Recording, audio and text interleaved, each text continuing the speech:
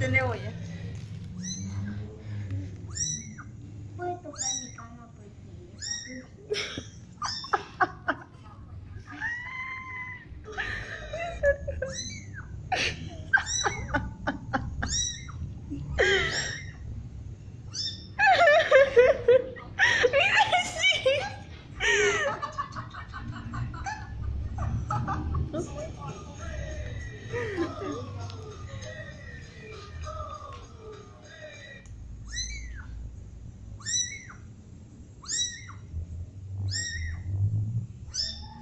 Te va a dar un beso.